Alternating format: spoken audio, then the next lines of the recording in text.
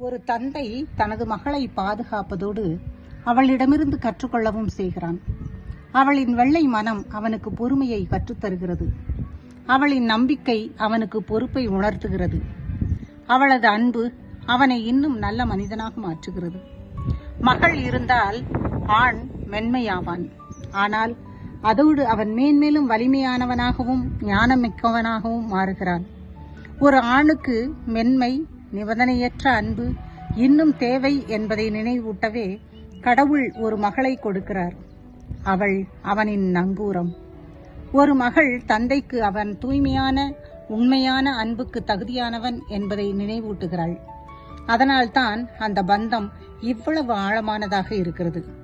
அவளுக்கு தந்தை முதல் கதாநாயகன். ஒரு மகள் வெறுமனே பிறப்பதில்லை. அவள் தந்தையின் இதயத்தை மாற்றவும் வலுப்படுத்தவும் ஆசீர்வதிக்கவும் வருகிறாள்.